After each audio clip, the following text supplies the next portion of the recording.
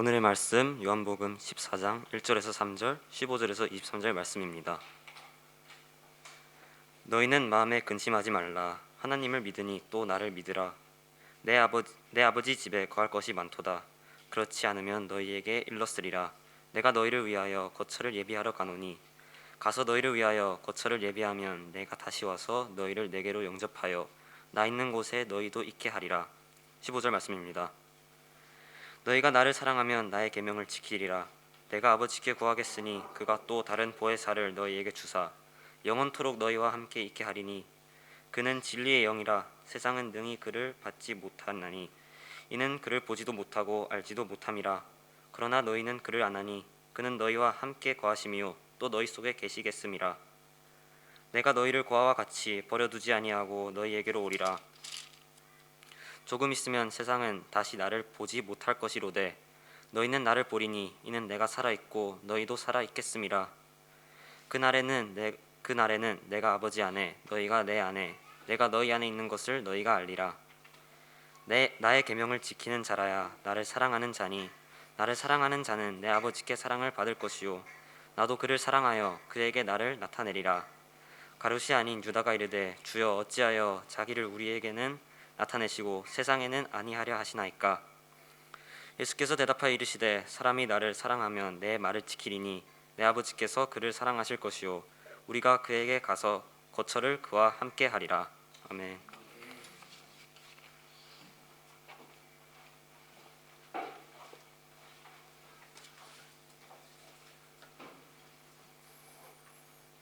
네, 오늘은 4월 첫 주일입니다.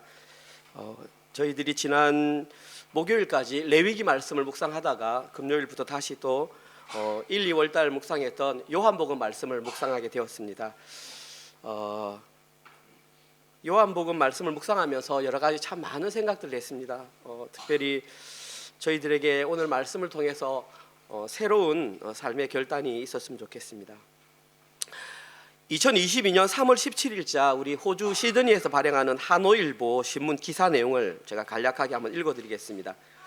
모수만 저택 3,300만 불 매각, 시드니 노쇼쇼 최고가 기록이라고 하는 제목으로 3월 17일자 하노일보에 실렸던 신문입니다. 제가 내용을 한번 읽어드리겠습니다. 발모랄 언덕 스탠리 애비뉴 소재 3층 호화 저택, 시드니 북부의 부촌인 모스만에서 3,300만 달러의 노쇼쇼 최고가 판매 기록이 나왔다. 마조리와 트레버 코네이 가족의 호화 저택이 14일에 3,300만 달러에 매각되었다. 대지 1,200평방미터의 3층 호화 저택은 맨리 일대의 빼어난 전망을 제공한다. 건평 750평방미터에 5베드룸 스위트 모두 바블 욕실이 있고 4개의 거실과 홈오피스, 실내 체육관, 13m 난방 수영장과 스파, 사우나, 엔터테인먼트와 홈바 등이 있다. 콘웨이 부부는 두바이에 기반을 두고 있는 세계 최대 인터딜러 브로커 중 하나인 트레인디션의 임원이다. 인터딜러 브로커는 개인이 아닌 브로커 딜러, 딜러 은행 및 기타 금융기관 간의 거래를 용이하게 하는 전문 금융 중개자이다. 이런 기사가 났습니다. 이 기사는 어떤 먼 나라의 기사가 아니라 바로 지금 이 시대에 저희들이 살고 있는 바로 며칠 전에 나왔던 시드니 있는 지역의 기사 내용입니다. 고작 방이 5개 그리고 보니까 거실이 4개인 3층 주택이 3,300만 달러에 팔렸다라는 내용입니다. 그래서 제가 3,300만 달러가 얼마인지 감이 잘 안 와서 한번 계산기를 두드려 봤습니다. 그랬더니 어떻게 나오냐면 30,085,250,104.27 원입니다. 그래서 대충 얼마인가 봤더니 약 300억 정도에 팔렸다고 합니다. 그리고 이 가격은 지금 현재 노스쇼 지역의 최고 판매 기록을 갱신했다. 그렇게 나와 있습니다. 집이 얼마나 좋으면 300억에 그 집을 사고 팔 수 있다는 말입니까? 여러분들이 만약에 이 기사 혹은 직접 읽으셨다면 느낌이 좀 어떠실 것 같습니까? 아, 나도 저런 집에 한번 살아보고 싶다. 아니면 세상 참 불공평하다. 누구는 저런 집에 살고 누구는 주세 300불 되는데 사는 이런 느낌, 좀 자괴감이 들겠습니까? 뭐 어떤 생각을 하든 아무 상관없을 것 같습니다. 저희들이 살아가고 있는 사회는 자본주의 사회이기 때문에 정당한 방법으로 열심히 돈을 벌어서 좋은 집을 사는 것은 나쁜 일이 아닙니다. 그리고 또한 비성경적인 일도 아니라고 말할 수 있습니다. 아마도 이들 부부가 정상적으로 일해서 돈을 벌었다고 한다면 아마 열심히 일했을 것 같습니다. 그러나 이들이 이 집에서 산다고 해서 영원히 행복할 수는 없습니다. 집이 아무리 크고 화려하다고 할지라도 그 집이라고 하는 그 존재는 이 땅에서 잠시 살다가 머물게 될 임시 처소에 불과한 것이기 때문입니다. 따라서 하나님을 믿는 하나님의 자녀 혹은 성도가 이 땅을 살면서 비싸고 화려한 집을 갖기 위해서 자신이 가진 모든 시간과 노력과 에너지를 다 허비하는 것은 결코 올바른 일이 아닙니다. 어떻게 보면 어리석은 일이라고 말할 수 있습니다. 하나님의 자녀된 성도들은 이 땅에서 살 집도 중요하지만 사실은 이 땅보다는 우리가 영원히 거하게 될 처소, 오늘 본문에는 그걸 거처라고 말을 했습니다. 그 거처에 거할 수 있는 시간과 노력을 투자하는 것이 진짜 올바른 행동인 것입니다. 하나님의 자녀에게 이것보다 더 중요한 일은 없습니다. 참고로 말씀드리면 젊은 분들이 그렇게 생각할 수 있습니다. 그것은 좀 나이 드신 분들의 얘기가 아닌가요? 다시 말해서 여기 말에는 남녀노소 차별이 없다는 말입니다. 우리가 이 땅에 오는 순서는 정해져 있습니다. 몇 년도에 태어나서 이렇게 한다. 그런데 중요한 것은 몇 년도에 간다는 것은 정해져 있지 않다는 사실입니다. 따라서 이 땅을 살아가는 누구라 할지라도 반드시 영원한 거처를 준비하기 위해서는 어떤 방법이나 결정이 있어야 한다는 것입니다. 오늘 본문에는 우리가 앞으로 살아야 할 그 영원히 살게 될 거처를 준비하는 것과 관련된 내용이 기록되어 있습니다. 오늘 본문을 보면 크게 두 가지 내용을 알 수 있는데, 첫 번째 내용은 과연 성경에서 말하는 그 거처가 무엇인가? 영원히 살게 된다고 하는 그곳이 과연 무엇인가? 오늘 이 시간 통해서 확실하게 알고 가셔야 됩니다. 두 번째 내용은 그러면 이 거처를 우리가 이제 알았다면 그 거처에서 살게 된 사람들에게서는 어떠한 행동의 특징들이 나타나는가? 그 특징들을 보면 나를 돌아볼 수 있는 거죠. 나는 거처를 준비한 자가 맞구나. 나는 아직 거처를 준비한 자가 아니구나. 이것을 판가름할 수 있다는 것이죠. 그래서 우리 사랑하는 은혜로 교회 성도 모든 분들은 오늘 이 시간을 통해서 이 거처에 관한 내용을 확실하게 한번 배우고 넘어가셨으면 좋겠습니다. 자, 그러면 첫 번째 내용부터 제가 천천히 한번 살펴보겠습니다. 미리 말씀드립니다. 한국어가 능하지 않고 여기에서 나고 자란 친구들은 제가 아무리 쉽게 설명해도 사실은 그 단어 자체가 어렵기 때문에 조금 어려울 수 있습니다. 그러나 집중해서 들으시면 목사님이 무슨 말을 하는가 아마 감은 잡을 수 있을 것입니다. 그렇게 생각하고 한번 따라와 보십시오. 첫 번째 내용은 거처를 성경에서는 어떻게 말하고 있는가, 영원히 살게 될 거처가 무엇인가 한번 살펴보겠습니다.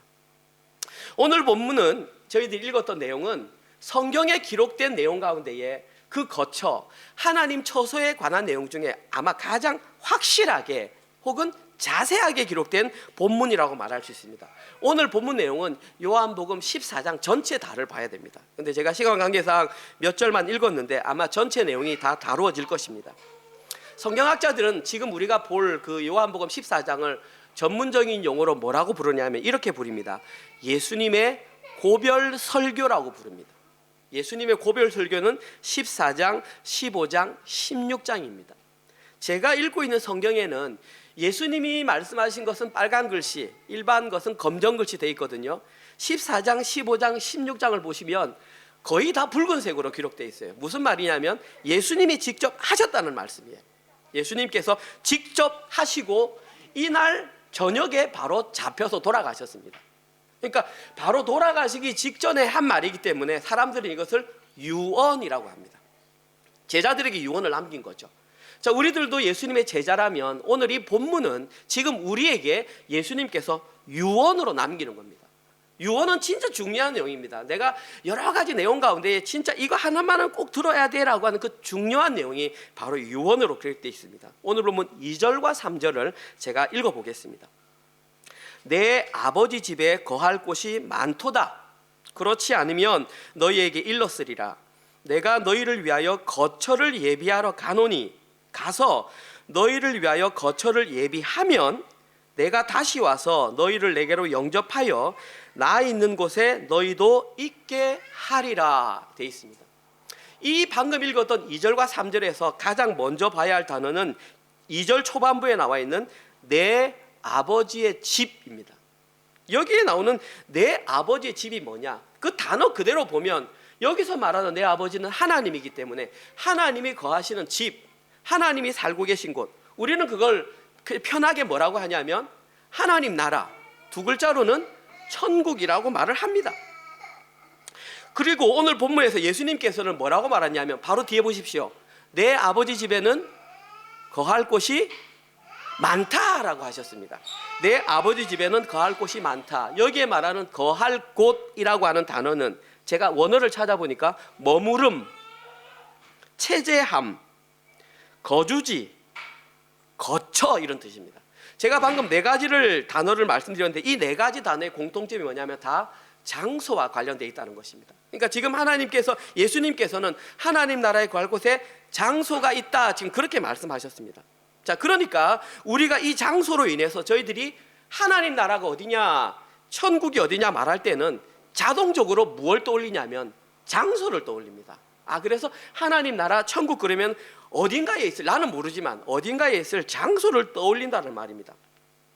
이것뿐만이 아닙니다. 3절을 보시면 예수님께서 뭐라고 그랬냐면 거처를 예비하러 간다 이렇게 말했습니다. 여기 말하는 거처, 이 거처 또한 찾아보면 그 단어 자체가 장소 혹은 곳이십니다.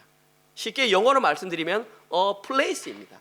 예수님께서는 a place를 장소를 준비하러 가신다라고 말씀하셨습니다. 자, 그러니까 예수님께서 하나님의 집, 또 그 다음에 그 장소, 거할 곳 하니까 모든 단어가 지금 장소와 다 관련되어 있으니까 저희들이 성경을 읽을 때 당연히 하나님 나라 하면은 어떤 장소를 그냥 떠올리는 게 자동적인 겁니다. 이건 나쁘거나 뭐 그런 거 아닙니다. 그냥 자연스러운 현상일 뿐입니다. 근데 중요한 것은 그게 전부 다가 아니라는 사실입니다.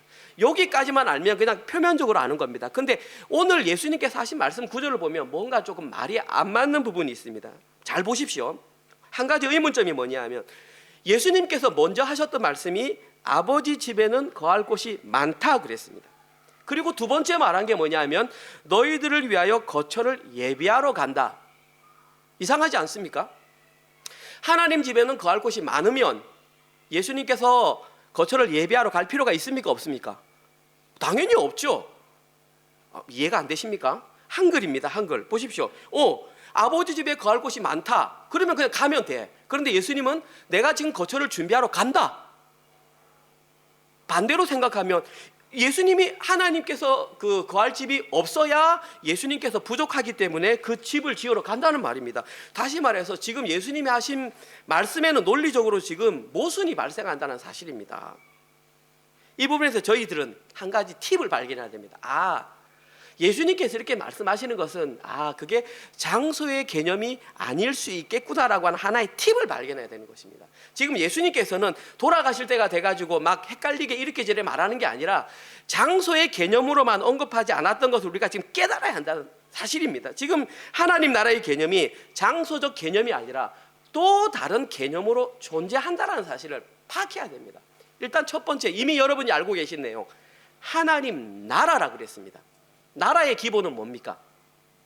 통치와 다스림이죠. 그러니까 지금 여기서 예수님께서는 이 장소의 개념보다는 다스림과 통치의 개념으로 지금 변환시키고 있다는 사실입니다. 여기서 우리의 생각이 일단 조금 바꿔야 됩니다. 성도가 이 땅을 살다가 죽으면 어떤 장소만으로 이동하는 것이 아니라 하나님과 교제의 상태가 될 것이며 그 교제의 상태가 지속된다. 그래서 이걸 다른 말로 상태적 개념의 하나님 나라라고 말합니다. 이제 어렵죠, 우리 친구들. 그냥 이제는 장소적 개념이 아니라 하나님 나라는 상태적 개념으로 존재한다. 처음 듣는 말 아닙니다. 우리 오늘 예배 마치고 나면 새가족 수료식을 할 텐데 새가족 처음 1과 때 제가 했던 내용이 하나님 나라가 무엇인가 라고 말씀하면서 통치와 다스림에 대해서 말했습니다. 그때 제가 하나님의 다스림을 받고 하나님과 교제하는 그 상태를 두 글자로 뭐라 그랬습니까? 영생이라고 그랬지 않습니까? 그래서 지금 우리가 읽고 있는 요한복음 17장 3절에서 영생의 정의를 이렇게 말합니다. 영생은 곧 유일하신 하나님과 그가 보내신 예수를 아는 것이라고 했습니다. 이게 영생이랍니다. 여러분, 영생 그러면 영원히 오래 사는 것이라고 생각하잖아요. 뭐 그렇게 생각해도 정확한 건 아니죠. 사실은 그렇게 생각하면 안 됩니다. 영생은 하나님과 예수님과 깊은 교제 속에 들어가서 예수님과 하나님을 아는 것을 영생이라고 요한복음에 틀림없이 기록되어 있습니다. 오늘 본문을 표면적으로만 보면 장소적으로 볼 수 있지만 하나님 나라는 그런 장소적 개념보다는 상태적 개념, 다스림의 개념이 많다는 것을 우리는 분명히 인지하고 넘어가야 합니다. 이 제 주장이 아니라 오늘 보면 2절, 3절입니까? 후반부에 보면 이런 단어가 나옵니다. 3절인 것 같습니다. 내가 준비하러 가노니라는 그런 단어가 있습니다. 이 단어의 뜻은 그냥 단순합니다. 가다, 여행하다, 걷다, 행동하다 이런 뜻입니다. 그런데 여기서 중요한 것은 이 단어가 어떤 형태로 기록되었냐는 뜻입니다. 한국말을 하는 우리들은 한국말을 자연스럽게 하기 때문에 문법을 잘 안 배웁니다. 그래서 영어를 배울 때 저희들이 이제 문법이 무엇인지 하는데 일반적으로 이렇게 말하는 형태를 우리는 능동태라고 합니다. 그리고 어떤 사람이 나에게 시키는 것을 수동태라고 말합니다. 영어에는 능동태와 수동태가 있는데 이 성경에 쓰였던 헬라어는 능동태, 수동태 말고 그 사이에 있는 중간태라는 게 있습니다. 그냥 성경입니다. 중간태라고 있는데 이 중간태는 어떻게 해석하냐면 그 단어를 넣을 때 반드시 스스로라는 단어를 넣어야 됩니다. 이게 그냥 헬라어가 그래 쓰여 있습니다. 그래서 여기서 말하는 가다라고 하는 이 단어를 헬라어 원어 그대로 번역하면 내가 스스로 가다 이런 뜻입니다. 자, 그러면 내가 스스로 가다라는 곳에서 이제 우리는 캐치해야 됩니다. 오늘 이 밤이 지나고 나면 내일 예수님께서는 어딘가를 향해서 스스로 가십니다. 어디를 향해 스스로 가셨을까요? 십자가를 지러 가셨습니다. 예수님께서 지금 거처를 준비하러 간다 그러면서 스스로 그 길을 향해 가셨던 것입니다. 묵묵히 제자들을 구원하기 위해서 십자가의 길을 걸어가셨음을 처소를 예비하러 간다라고 말했습니다. 예수님께서 십자가에 달린 힘으로 말미암아 그 결과 제자들과 또 지금 이 시대를 살아가는 우리의 모든 죄가 말끔하게 씻겨졌습니다. 그 상태가 바로 거처가 준비된 상태라는 것입니다. 오늘 본문에 기록된 거처가 바로 그런 개념입니다. 아, 그런 상태이구나. 죄가 씻겨진 상태가 거처구나. 자, 죄가 씻겨졌으니까 죄가 없으신 하나님께서 우리 속에 들어오시죠. 내주라고 그러죠. 자, 그리고 이제 우리가 고린도전서 3장 16절 17절에 사도 바울은 우리가 하나님의 거처가 되었다 그랬으니까 우리 속에 하나님이 있으니까 우리가 성전이 되었고 우리도 하나님께 보혈을 통해서 나아감으로 말미암아 하나님의 거처가 되었고 그러면 하나님과 우리가 서로 거하는 거처가 되었다. 매일 성경 저자는 이것을 읽으셨는지 모르겠지만 상호내주라고 그렇게 적혀 있더라고요. 여러분들 그거 읽으시면서 어떻게 이해하셨어요? 저는 매일 성경 저자가 참 복음적으로 해석한다고 생각합니다. 똑똑한 사람입니다. 이 상호내주의 개념을 알기 위해서는 제가 일주일 동안 책을 한 진짜 10권 정도 읽은 것 같습니다. 그런데 이 매일 성경의 저자는 그 한 줄에 상호내주 개념을 넣었는데 저는 와, 정말 매일 성경 저자 영적이다 생각을 했습니다. 이 상호내주, 그 예수님 우리가 하나님에게 거하고 하나님이 우리에게 거하는 서로 연합된 그 상태가 바로 거처가 된 상태라는 것입니다. 그것을 보고 우리는 성전 이렇게 말합니다. 자, 그러면 우리 이제 성전이 되었으니까 모든 것이 끝났네? 아닙니다. 우리가 이제 죄가 없는 하나님의 신의 성품에 들어간 자가 되기 위해서는 그런 자가 되기 위해서 완성되는 과정을 거쳐야 합니다. 그것을 어려운 말로 두 글자로 성화라고 합니다. 이제 구원받은 우리는 모두 다 지금 성화의 과정에 있는 것입니다. 그런 거처가 깨끗해지는 단계로 지금 나아가고 있는 것입니다. 자, 여기까지 이해가 되십니까? 예, 우리 여은이가 고개 까딱이었습니다. 여은이가 이해되면 여은이 이상은 있다. 어르신들은 이해가 된다고 보고요. 중요한 건 이 내용을 그 당시에 예수님의 제자들이 이해하지 못했다라는 사실입니다. 예수님의 제자들도 눈앞에 예수님을 두고 이해하지 못했던 내용을 지금 여러분들이 이해한다는 것은 기적과 같은 일입니다. 엄청나지 않습니까? 오늘 읽진 않았지만 3명의 제자가 나옵니다. 질문을 했던 3명의 제자, 묵상하신 분들은 다 아시겠죠. 처음 도마가 질문을 하고요. 두 번째는 빌립이 질문을 하고요. 마지막에는 가룟 유다 아닌데 유다 이름은 다데오입니다. 다데오가 그렇게 질문을 했습니다. 질문을 했다는 것은 그 내용을 이해하지 못했다라는 사실이죠. 그런데 이것만으로 모든 것이 끝나는 게 아니라는 사실입니다. 이제 이것은 내용을 이해한 것입니다. 제가 늘 비유로 들으시지 않습니까? 우리는 밥을 먹으면 배가 부르다는 사실을 압니다. 밥을 먹으면 저처럼 배가 나옵니다. 그런데 밥을 먹어야 나오는 겁니다. 그런데 밥을 안 먹고 먹으면 배가 부르다라는 것을 아는 것으로 실제 배는 안 부릅니다.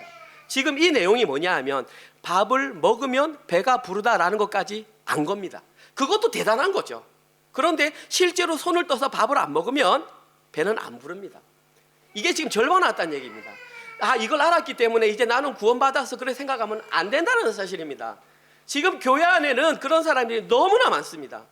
성경이 이렇게 기록된 거 나 이거 이해했어. 말씀 묵상하니까 와 이게 이런 뜻이었어. 머리는 점점 커지는데 밖에 나가서는 그거 안 합니다. 그냥 여전히 옛날 그대로 삽니다. 세상 좋아하고 세상 거 그대로 의지하고 물질 좋아하고 살면서 머릿속으로는 아니까 자기만 자꾸 착각에 빠지는 겁니다. 와 나 믿음 좋네. 나 구원받았네. 그래 생각하는 겁니다. 아니라는 사실입니다. 머리만 깨닫는 것은 깨달은 것이 아니에요. 이제 두 번째 오늘 제가 설명할 두 번째 단계가 여러분 속에 삶에 실제로 체제화되었을 때에 여러분이 거처가 된다는 사실입니다. 이게 실제라는 사실입니다. 두 번째 내용입니다. 오늘 보면 두 번째 내용은 이제 거처가 된 사람들에게는 세 가지 특징이 나타난다고 했습니다. 그들에게 나타나는 첫 번째 특징, 그들은 삼위일체 하나님과 함께 동행한다고 그랬습니다. 오늘 보면 23절 제가 읽습니다.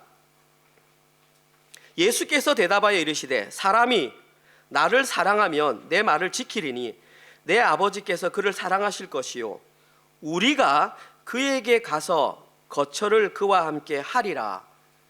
우리가 가서 그와 함께 거처를 하리라. 여기서 중요한 단어는 우리가 가서라는 단어입니다. 한글로는 우리는이라고 하는 주어가 보이지만 사실 헬라어에는 우리는이라고 하는 주어가 없습니다. 제가 여러 번 말씀드리지만 헬라어에는 동사 자체의 주어가 포함되어 있습니다. 그러니까 다시 말해서 우리 헬라어 단어만 보면 지금 가서라는 단어밖에 안 보입니다. 그런데 이 가서가 어떻게 사용됐냐면은 1인칭 복수로 사용되었습니다. 그럼 1인칭 복수는 한국말로 하면 뭐가 됩니까? 당연히 우리죠. 그러니까 성경으로는 우리가 간다 해석을 한 거고 영어로 하면 뭐라고 할까요? we라고 당연히 했겠죠. 근데 원래는 없는 단어예요. 그러니까 우리는 헬라 원문을 보면서 이게 우리가 간다. 여기 우리가 누구냐 하겠냐 이 말입니다. 질문이. 이 우리가 바로 삼위일체 하나님입니다. 성부, 성자, 성령 삼위일체 하나님께서 지금 거처 안으로 들어가신다라는 말입니다. 삼위일체 교리는 기독교에서 가장 핵심적인 교리 중에 하나입니다. 재밌는 것은 성경 66권에는 삼위일체라고 하는 단어는 나오지 않습니다. 그러니까 신학자들이 교리를 통해서 만들어낸 겁니다. 가장 먼저 교리로 만든 사람의 이름은 터툴리안이라고 하는 교부가 만들었습니다. 몰라도 상관없습니다. 그 다음에 터툴리안의 교부의 가르침을 받아서 그 다음에 이어간 사람이 누구냐 하면 어거스틴이 만들었습니다. 어거스틴이 만든 이후에 존 켈빈이 그것을 확립했습니다. 삼위일체 교리를 어떻게 확립했냐 하면 들어보십시오. 세 인격의 인격적 개체성과 성부, 성자, 성령의 독자적 개체성을 확실하게 강조시켰다. 무슨 말인지 모르겠죠. 어렵습니다. 그냥 이렇게 생각하면 됩니다. 하나님은 몇 분이다? 한 분이다. 하나님은 한 분입니다. 그런데 그 하나님은 세 인격으로 존재하신다. 이게 삼위일체입니다. 다른 거 없습니다. 비유 들어도 설명할 수 없습니다. 삼위일체 교리는 이해해서 되는 것이 아니라 사실을 받아들이는 것입니다. 하나님은 한 분이시고 세 인격으로 존재한다. 많은 사람들이 설명을 합니다. 저 전등을 보면서 빛이 나죠. 그 다음에 밝죠, 따뜻하죠. 하나님은 그런 분이 이거 잘못 해석하면은 양자놀이라고 하는 2단으로 갑니다. 하나님은 그런 존재 아닙니다. 하나님은 빛이시면서 따로 불이시면서 또 열이십니다.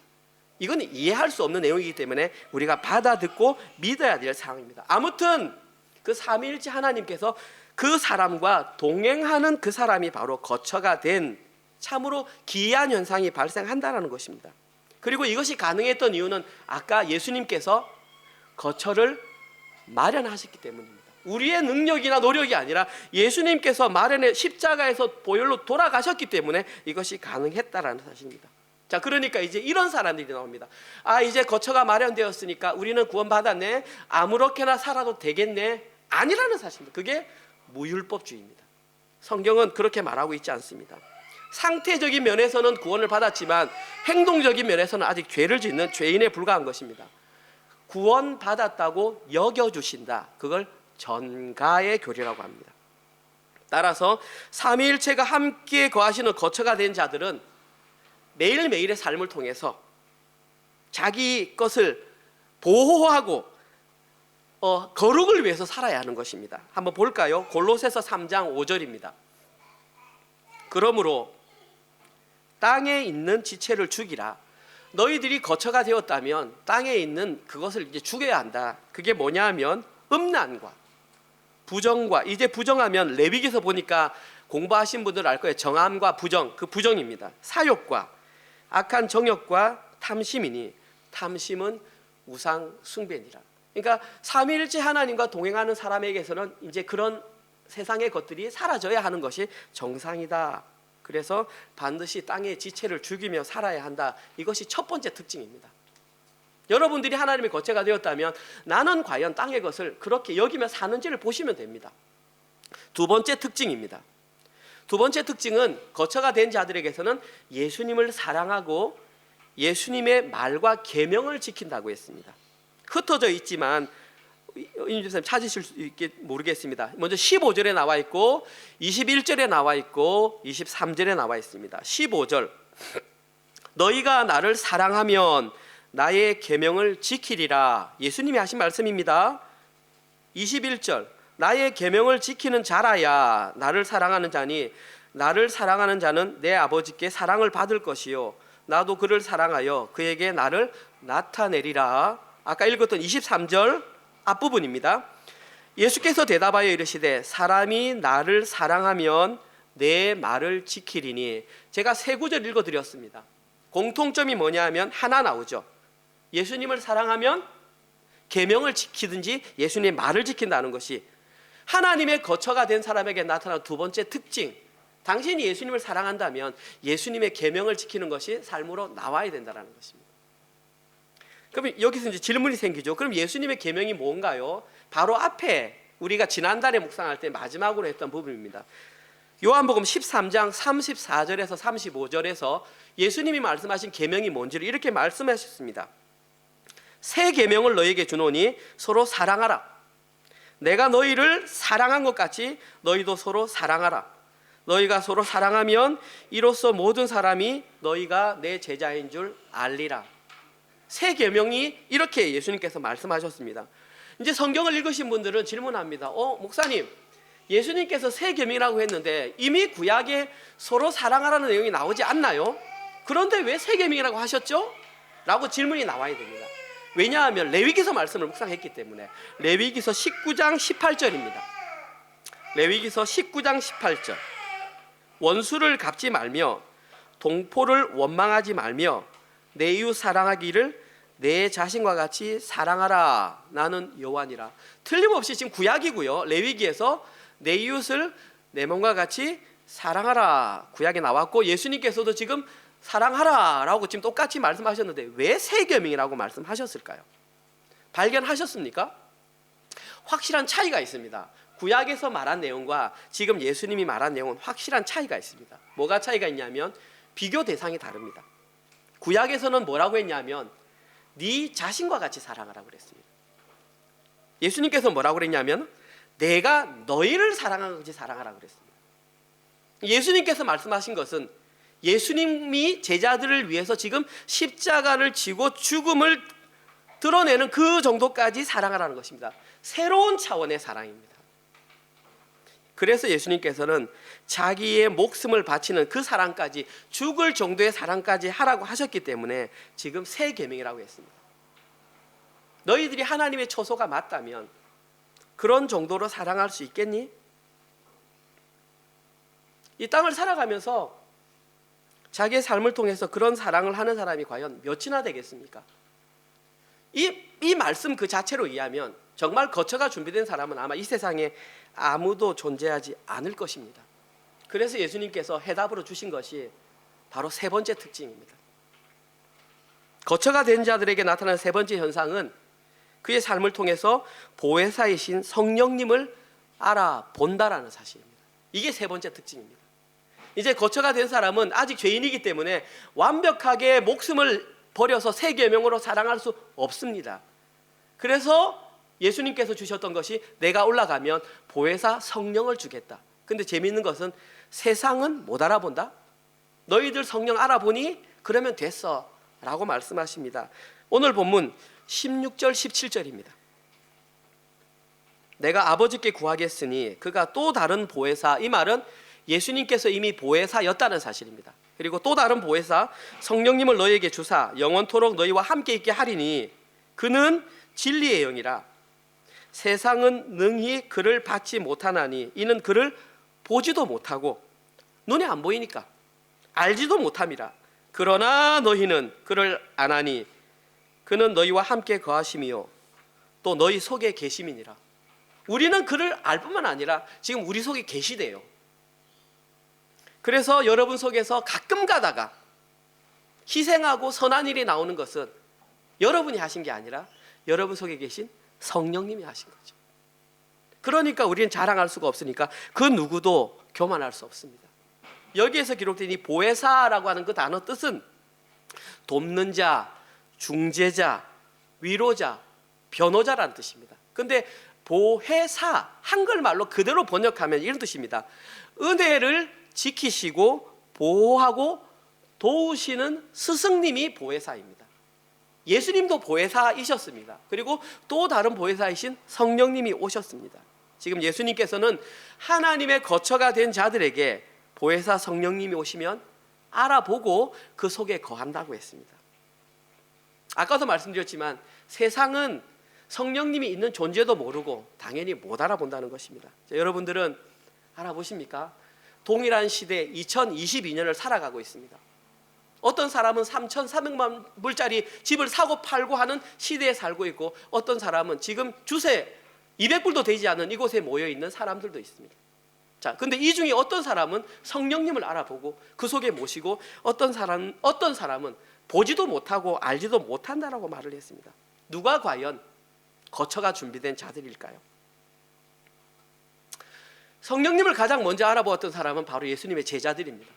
오순절 성령 강림 때 120명의 문도가 성령 충만함을 받고서 그들에게 일어난 가장 첫 번째는 방언의 역사와 그들이 그 복음을 들고 밖으로 나갔고 아무것도 배우지 못했던 일자무식 베드로가 한번 예수님에 대해서 설교하니까 3,000명이 돌아오는 역사가 있었습니다. 그 일주일 후에 다시 가서 하니까 5,000명이 돌아왔습니다. 누가 한 것입니까? 성령님이 하신 거죠. 베드로가 한 거 아니지 않습니까?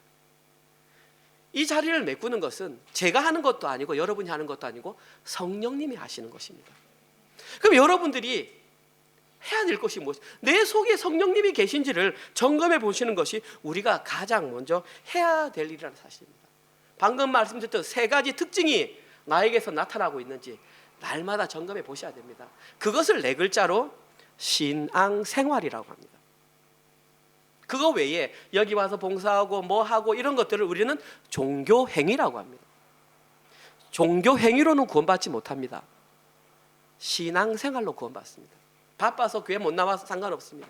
성령님이 내 속에 계셔서 갈구하는 그 마음이 있을 때에 그가 바로 하나님의 거처가 준비된 자입니다. 그런데 조금 종교행위 많이 하고 우리가 소위 말하는 봉사 많이 하는 사람은 조금 적게 하는 사람을 하대합니다. 나는 교회에서 이만큼 열심히 일하는데 당신은 왜 안 해? 라고 하는 그 자체가 성령님을 보지 못한 교만한 마음입니다. 절대 하나님의 거처가 준비된 사람은 그런 태도로 성도를 바라볼 수가 없습니다. 그런 행동을 하면 할수록 그 자체가 하나님의 거처가 준비되지 않았다는 것을 스스로 증명할 뿐입니다. 오늘 말씀을 마무리하겠습니다. 지난 한 주 슬픈 일이 있었습니다. 3월 21일 날 한강 이남에서 가장 큰 교회 담임 목사셨던 정필도 목사님께서 별세하셨습니다. 정필도 목사님은 양적으로도 사실은 크게 부흥하시고 성공하신 목사님이십니다. 근데 저는 그것보다도 정필도 목사님이 은퇴하시는 과정과 은퇴 이후의 삶을 보면서 참 저분이 하나님의 사람이구나 하는 것을 느꼈습니다. 은퇴할 때에도 여러분이 잘 아시다시피 세순교회 목사님 이규현 목사님을 모셔서 아주 아름답게 교회를 넘겨주셨고, 그 이후에도 세계 곳곳을 돌면서 복음 전파를 하시다가 지난주에 돌아가셨습니다. 제가 그 천국 환송 예배를 참석하며 봤습니다. 그러면서 한 가지 큰 깨달음이 있었습니다. 그게 뭐냐면, 거처가 준비된 사람은 삶과 죽음이 아름답다라는 것을 전 느꼈습니다. 하나님께서 귀하게 쓰시는 데는 다 이유가 있구나. 정필수 목사님은 크게 두 가지를 평생 목회하면서 40년을 목회하셨다고 합니다. 첫 번째 강조가 뭐냐면 말씀 중심의 삶입니다. 정필도 목사님이 지금도 돌아가시기 직전까지 뭐라고 했냐면, 여러분들이 진짜 성도가 맞다면, 하나님의 거처가 된 자들이 맞다면 여러분 나이만큼 성경 읽으셔야 합니다. 여러분이 30세입니까? 30독은 해야 됩니다. 여러분이 40세입니까? 40독은 해야 된다. 그렇게 해야 믿음의 기본이 하나님의 거처가 된 것이 증명된다라고 그렇게 말씀하셨습니다. 두 번째 말씀하신 것이 기도의 삶입니다. 수영로 교회는 지금도 기도회가 뜨거운 교회로 유명합니다. 지난주까지도 금요 기도회에 그 대성전이 코비드 상황에도 불구하고 가득 찼습니다. 수영로 교회가 얼마나 기도에 중점을 두느냐 하면, 여러분들 오늘 한번 들어가 보십시오. 이규현 목사님 설교하는 거 딱 보면 뒤에 글자가 뭐라고 이렇게 적혀 있습니다. 교회는 무릎으로 세워진다. 뒤에 글자가 적혀 있습니다. 교회는 무릎으로 세워진다. 정필도 목사님 때부터 지금까지 변하지 않는 원칙입니다. 하나님께서 영적으로 양적으로 부흥시켜주는 교회에는 다 이유가 있습니다.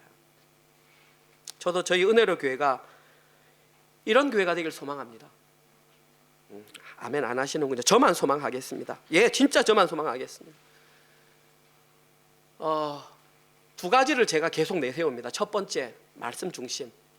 성경 읽어야 한다. 일독해야 한다. 그래서 이 시간에 제가 목표를 세웁니다. 처음 성경 일독을 제가 제시했을 때 저희가 30명, 아이부터 시작해서 30명이라고 따졌을 때에 올 연말까지 성경 30독 우리 은혜로 교회에서 합시다. 그래서 저 1독 넘었잖아요. 그럼 제가 1독 이미 했잖아요. 매주 주보에 1독 하신 분들 저에게 말씀해 주십시오. 그러면 제가 이번 주까지 2독 했습니다 해서 52주 마칠 때에 30독이 마치도록 한번 노력해 봅시다. 우리 셀리더님들과 그 다음에 집사님들 같은 경우에는 책임감을 가지셔야죠. 얼마나 빠른 속도로 예를 들어서 빨리 1독 저에게 말씀해 주시면, 혹은 셀리더분께 말씀해 주시면, 저에게 전달해 주시면 제가 주보에 계속 올리겠습니다. 이번 주까지 성경 몇 독 해서 올해 마치기 전에 30독 한번 저희들이 도전해 봤으면 좋겠습니다. 그리고 제가 주보에도 냈지만은 저희들은 계속해서 말씀 묵상에 대해서 강조하고 있습니다. 3단계 말씀 3가지 지침. 첫 번째, 개인 아침 묵상. 두 번째, 저녁에 가족 묵상과 나눔. 주일날 모여서 셀 나눔. 체계가 잡힐 수 있도록 될 때까지 한번 우리 몸부림 쳐봅시다. 두 번째, 어려운 환경 가운데서도 사실은 재정이 넉넉하지 않음에도 불구하고 이 자리를 수요 기도회로 저희들이 하여를 했습니다. 그리고 그 자리에 청소년부 친구들이 나와서 지금 찬양과 반주를 돕고 있습니다. 이제는 우리 청년들과 장년부들도 동참하셔야 됩니다. 물론 바쁘시면 못 올 수 있습니다. 사정이 안 되면 각 처소에서 그만큼 기도하십시오. 그러면 됩니다. 저는 모르지만 하나님은 아십니다. 성령님은 아시니까 그 시간에 안 되면 주무시기 전이나 아침이라도 꼭 하십시오. 정말 참으로 이 모든 것들이 우리 실제 삶으로 이루어질 때에 기적은 일어나는 것입니다. 이제 우리에게 남은 것은 이것을 실천하는 일입니다. 지난 1년 동안 여러분들 신앙의 삶이 얼마나 변화가 있었습니까? 3월 7일 날 이제 2주년을 시작하는 첫 예배를 드렸습니다. 1년 동안 저와 함께 신앙생활 하시면서 여러분의 신앙의 삶에 어떤 변화가 있었습니까? 만약에 변화가 없었다면 원인이 무엇인지를 빨리 분석해서 고치셔야 합니다. 저는 기도와 말씀이라고 생각합니다. 기도와 말씀이 진짜 하나님께서 원하실 만큼 되었다면 저는 변화되었으리라고 생각합니다. 이제 앞으로 2주년을 걸어가야 하는데 이 상태로 똑같이 가면 3주년 때 또 변화 없습니다. 제가 말하는 것은 사람이 늘어나는 게 아닙니다. 여러분 각자가 얼마나 하나님과 가까워지느냐의 변화입니다. 그 기준이 뭐냐고요? 얼마나 하나님을 의지하느냐가 그 기준입니다. 여러분 스스로 사는 것이 아니라 하나님을 의지하는 것이 많아질수록 여러분의 신앙은 성숙해지는 것입니다. 그것이 바로 신앙의 척도입니다. 진짜 하나님의 거처가 된 자들이 맞다면 그러한 변화들이 드러나야 합니다. 하나님 나라의 개념이 없는 사람은 여전히 이 땅 가운데 좋은 집을 사기 위해서 자기의 모든 것을 다 투자하는 것이 정상입니다.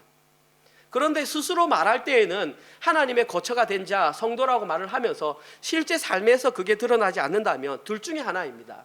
첫 번째는 말은 그렇게 하지만 실제로는 처소가 되지 않았던지, 두 번째는 본인이 착각하고 있던지. 제가 말씀드렸지만 지식적으로 아는 것만 변화가 일어나지 않는다고 말씀드립니다. 여러분이 아는 만큼 실제로 삶으로 옮기셔야 됩니다. 많이 아시는 분은 많이 변하셔야 됩니다. 저희들이 진짜 하나님의 거처가 된 자들이 맞다면 하나님의 거처가 되는 삶을 사는 데 최선의 노력을 다해야 합니다. 그러나 실패하고 불완전할 수 있습니다. 그때에 우리를 도우시는 분이 바로 성령 하나님입니다. 성령 하나님을 만나는 방법은 말씀과 기도밖에 없습니다. 이번 한 주간 말씀과 기도를 통해서 성령 하나님을 만나셔서 하나님의 처소가 된 자답게 살아가시는 여러분 되시기를 주님의 이름으로 축원드립니다. 아멘. 하나님 감사합니다. 오늘도 저희들에게 필요한 말씀을 허락하시니 감사합니다. 바로 나 자신이 하나님의 거처임을 오늘 말씀을 통해서 다시 한번 깨닫게 되었습니다. 내 속에 삼위일체 하나님께서 성령의 모습으로 거주하신다고 말씀하시니 감사합니다. 또한 우리가 하나님과 연합한 자가 되어서 우리의 일상을 삶을 통해 영생을 누린 자가 될 수 있도록 하시니 감사합니다. 이제부터는 하나님의 처소에 합당한 자로 살아갈 수 있도록 인도하여 주시옵소서. 우리의 삶을 통해서 땅의 것을 버리고 하늘의 것을 추구하며 살 수 있는 자들이 되게 하여 주시옵소서. 특별히 우리의 일상의 삶을 통해서 말씀 읽기, 말씀 묵상, 그리고 기도에 힘쓰는 교회가 되게 하여 주시옵소서. 성령님, 저희들이 좌절하고 낙심할 때마다 저희들과 함께 하셔서 저희들을 격려하시고 위로하시고 깨닫게 하셔서 그 길을 잘 걸어갈 수 있도록 인도하여 주시옵소서. 한 주간 동안 열심히 일하여 하나님 저희들이 벌어들인 수입을 하나님께 11조와 감사헌금과 주일헌금으로 올려드렸습니다. 하나님이 모든 것이 주의 것임을 인정하는 마음으로 드렸습니다. 하나님이 물질 하나하나가 쓰일 때마다 오직 하나님의 영광을 위해서 사용되게 하여 주시옵소서. 이제는 우리의 거처를 마련하시기 위해 십자가 위에서 자신의 목숨을 버리신 예수 그리스도의 은혜와 우리 주 예수 그리스도를 십자가 위에 내어주신 하나님의 사랑하심과 성령님의 위로, 교통, 감화, 감동, 깨닫게 하심이 이제는 하나님의 거처가 된 자답게 거룩하게 살아가기를 결단하는 은혜로 교회 성도들 머리 위에와 지금 이 시간도 세계 곳곳에서 하나님의 거처를 준비하기 위해서 헌신하시는 선교사님들의 사역과 가정과 그들의 자녀들 머리 위에 지금부터 영원토록 함께 계실지어다. 아멘.